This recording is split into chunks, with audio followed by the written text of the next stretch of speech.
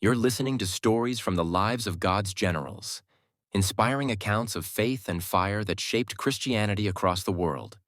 Presented by Discipleship Thrust and End Time Missions. Don't forget to like, share, and subscribe for more inspiring stories. Introduction. Among the names that have shaped Christian spirituality through the centuries, few stand with such quiet authority as Edward E.M.Bounds. Remembered as the man of prayer, Bounds was not a popular public preacher or a global missionary. Instead, his legacy flowed from a life hidden with God, a life of intense devotion, discipline, and unceasing intercession. His writings on prayer have guided pastors, evangelists, and believers around the world for more than a century, calling each generation back to the secret place of power. Early life and education.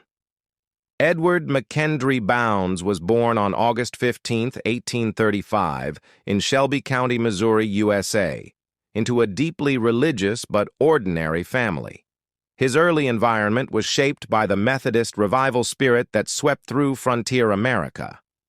Intelligent and reflective, young Edward was drawn to study law and began a promising career as an attorney. Yet even as he trained to practice before human judges, a greater call began to stir within him, to stand before the judge of all the earth in prayer.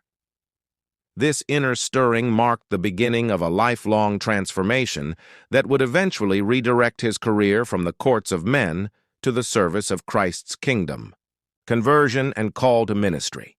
At the age of 24, Bounds experienced a profound conversion that changed the course of his life. Shortly afterward, he entered the ministry of the Methodist Episcopal Church South, convinced that no profession could be higher than serving God and guiding souls to salvation. Early in his ministry, he developed two habits that never left him: daily scripture study and prolonged prayer. These disciplines became the backbone of his spiritual growth and the foundation for his later writings. He was known to spend long hours in communion with God, seeking not only sermons to preach, but a deeper understanding of the heart of God. This posture would define both the tone and the power of his future ministry. Chaplain during the Civil War. When the American Civil War, 1861 to 1865, broke out, Bounds felt compelled to serve as a chaplain in the Confederate Army. The war brought devastation to families and churches alike, and Bounds ministered tirelessly among soldiers on the battlefield. In 1863, he was captured and held as a prisoner of war for several months. Far from discouraging him, this period of confinement refined his spiritual focus. Deprived of public ministry, he turned even more fervently to private prayer. Those months of isolation became a crucible in which his faith was strengthened and his theology of prayer matured. Later, reflecting on this experience, he wrote, "God shapes the world by prayer. The prayers of his saints are the capital stock of heaven." These words, forged in hardship, became the heartbeat of his later work.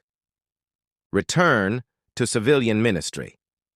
After the war, Bounds resumed pastoral work in Tennessee and Alabama. He did not seek large congregations or impressive pulpits. Instead, he focused on nurturing spiritual life wherever he was assigned. His days followed a strict rhythm. He would rise before dawn, often beginning his devotions around 4 a.m., spending hours in scripture reading, meditation, and intercession before engaging with people.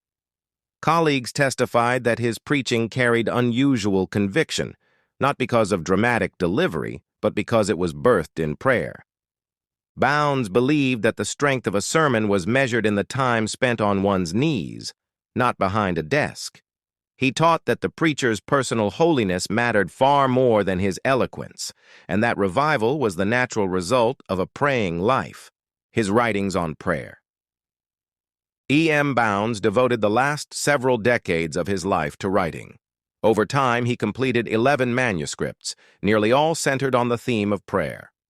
Some of his most influential works include Power Through Prayer, The Necessity of Prayer, The Weapon of Prayer, The Possibilities of Prayer, The Essentials of Prayer, Purpose in Prayer, These books were written urging believers to rediscover the transforming power of daily communion with God. Some quotes from this books are, on the power and priority of prayer.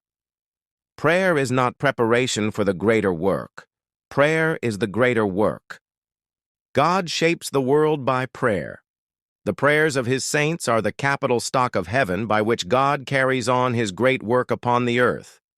Prayer succeeds when all else fails. The church is looking for better methods. God is looking for better men. Men are God's method. The church is looking for better machinery. God is looking for better men, men of prayer, men mighty in prayer, on the character of the person who prays. A holy life does not live in the closet, but it cannot live without the closet. Talking to men for God is a great thing, but talking to God for men is greater still.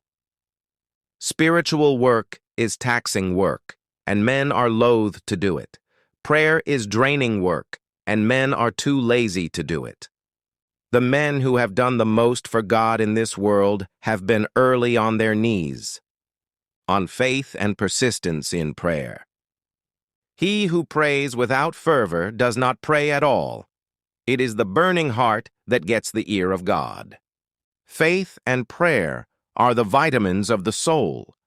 Man cannot live in health without them. Prayer is God's plan to supply man's great and continuous need with God's great and continuous abundance. To be little with God in prayer is to be little for God in service.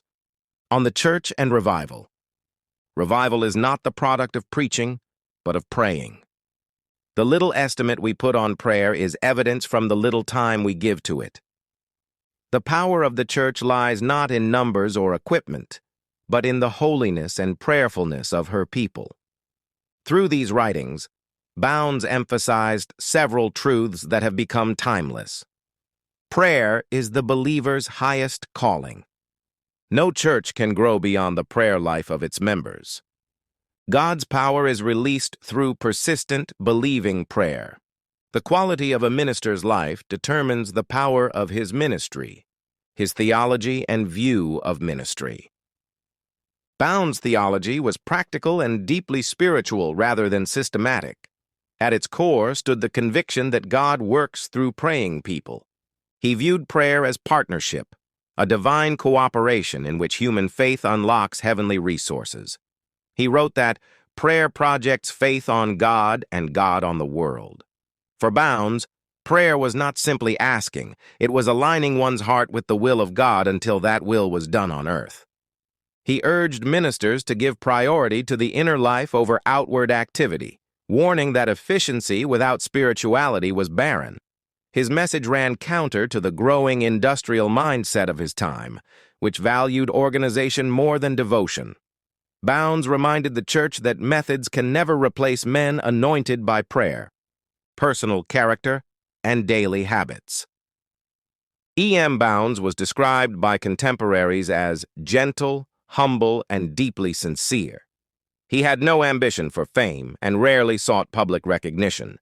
His life was marked by simplicity, few possessions, modest clothing, and a quiet home. Those who knew him testified that his presence carried peace. He would pray before every conversation and pause frequently to whisper short petitions. His speech was seasoned with Scripture, and his joy seemed rooted not in circumstances, but in the continual awareness of God's presence. His daily pattern reflected unwavering discipline, early rising for prayer, morning study, pastoral visits, writing in the afternoon, and meditation before sleep. To him, every moment was sacred. Later years and death. In his later years, Bounds lived in Washington, Georgia, continuing to write and mentor younger ministers. Despite physical weakness, his spiritual vigor never waned. His conversations were filled with encouragement, urging others to make prayer their first and last resort. On August 24, 1913, at the age of 78, E.M.Bounds peacefully went home to the Lord. He left behind no wealth or worldly achievements, only his books, journals, and the fragrance of a life poured out in devotion. impact, and legacy. The influence of E.M.Bounds has reached far beyond his generation. His writings have been translated into numerous languages and continue to be read by pastors, missionaries, and prayer groups around the world. Great revivalists and authors such as Leonard Ravenhill, A.W. Tozer, and Watchman Nee openly acknowledged their debt to Bounds' insights. Many 20th-century prayer movements trace their roots to his teaching that the church is looking for better methods, but God is looking for better men. Timeless lessons from his life. From the story of E.M.Bounds, several enduring principles emerge. Prayer must be the foundation of ministry. True effectiveness is measured not by activity, but by intimacy with God. Persistence in prayer builds spiritual power. Answers may delay, but consistent communion produces transformation. Holiness and prayer are inseparable. The purity of one's heart determines the strength of one's intercession. Hidden faithfulness has eternal influence. Bounds ministered in obscurity, yet his faithfulness continues to bless the church.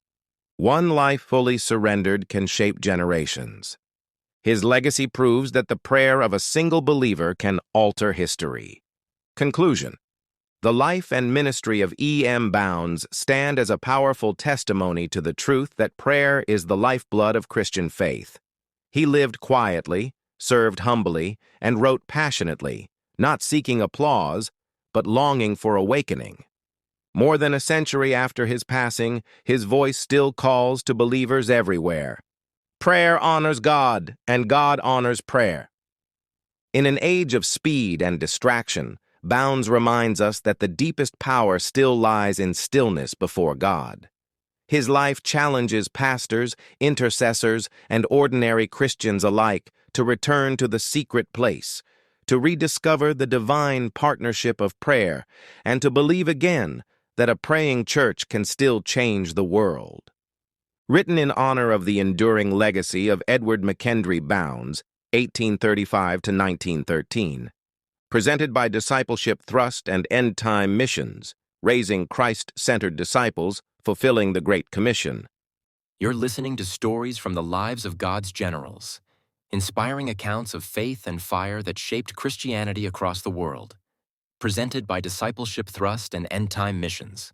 Don't forget to like, share, and subscribe for more inspiring stories.